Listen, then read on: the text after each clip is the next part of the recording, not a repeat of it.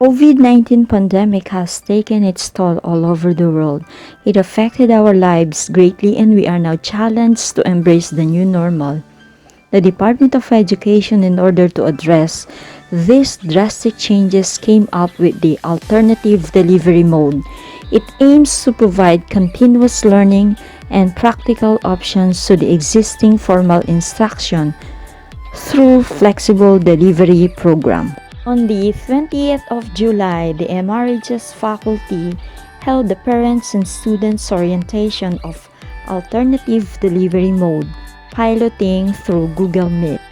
The objectives of the orientation were to inform the parents and students about the piloting of ADM in the STE and SPED programs, introduce the different learning modalities and platforms, and encourage the students to familiarize the features of the different learning platforms that will be used in online learning. The Hearing Impaired Special Education Department takes pride in being a part of this piloting. The preliminary task includes preparation, printing, and updating of organizational list and learners' profile, consolidation of the LESF, and tagging of enrollees on LIS. Consolidation of data that were obtained, these were submitted and presented and communicated to the principal. Weekly activities, ADM modules, parents' guides, and attendance sheets were diligently planned and printed, assembling and inserting the ADM modules and are ready for distribution.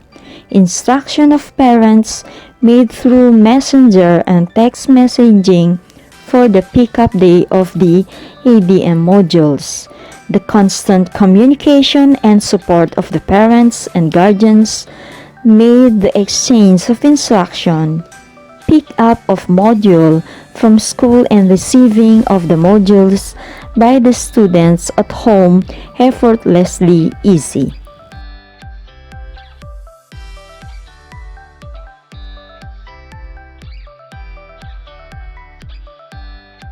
Distribution of alternative delivery modules scheduled following health protocols: wearing of mask, temperature check, alcohol sanitizing, social distancing.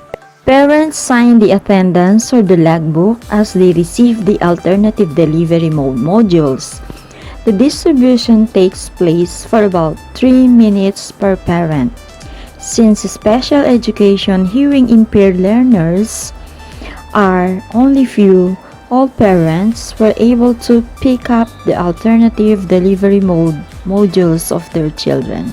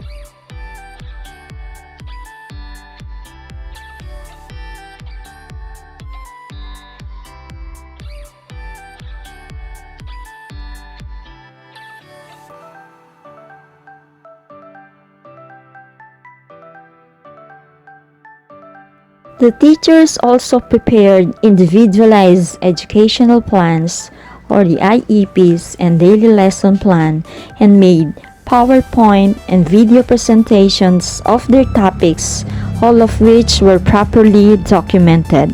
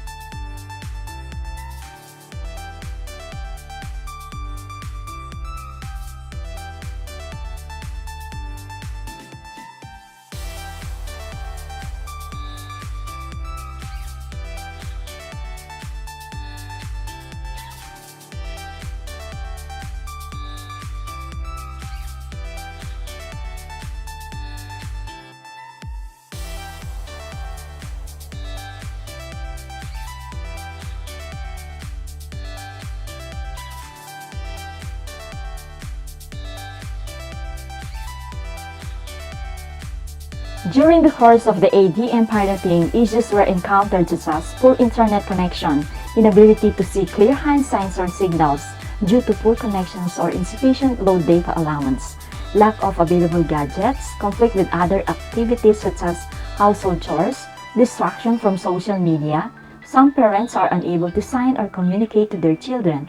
Some students have low vision, difficulty in independent learning, and difficulty in understanding comprehensive lessons like quadratic equations in mathematics. With these challenges, the following interventions, remedies, and recommendations were summarized. Printed modules need to be delivered to be utilized in the absence of online connections, mobile data allowance.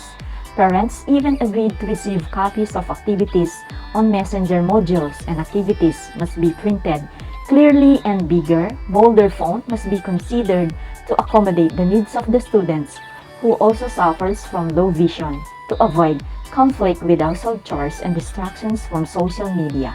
Parents and students must be oriented to follow the daily classes schedule to establish a routine. The sign language class should be done if possible, with parents and students to provide enhancement skills on sign language to both.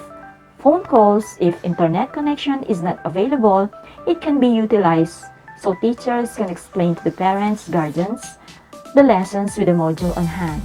In return, the parents, guardians can assist the students in accomplishing their tasks and simplify the activity sheets that are aligned to the students' level and mentality. Ability must be given to make learning easier. The modules were retrieved and collected for safekeeping at school. The learners' output were consolidated and recorded by their respective subject teachers. Gathering of parents' feedback was monitored by Mrs. Janet Tayag and supervised by Miss Arlene C. Vidal. So, para po na ako kay normalize ni para so kan kabinan ako hanggang activities na po so kan ke at saka gagay ke po. Ngayon po kay connection kasi minsan po ay naman po 100% na in connection po kayo. So, kung kaya ka rin yung makanan kaya ka na. Pero so kan ke ko na ako until kay hanggang yung salamat. Okay. Magandang hapon po. Pasensya na po at basahin ko na lang po ang aking sasabihin. Sa aking pananaw, maganda po ang naidulot ng pandemic na ito dahil ang mga bata ay sa bahay na lang nag-aaral sa tulong ng mga module at online learning at sa tulong na rin ng mga guro na matyagang gumagabay sa kanilang pag-aaral sa pamamagitan ng online, sa Messenger, Facebook at iba pa. Malaga po sa akin ang kaligtasan ng mga bata, lalo na sa panahong ito. Ang problema lang po, kung minsan mahina ang signal dito sa server namin. Sa lahat po ng guro na matyagang gumagabay sa aming mga anak ko, maraming salamat po.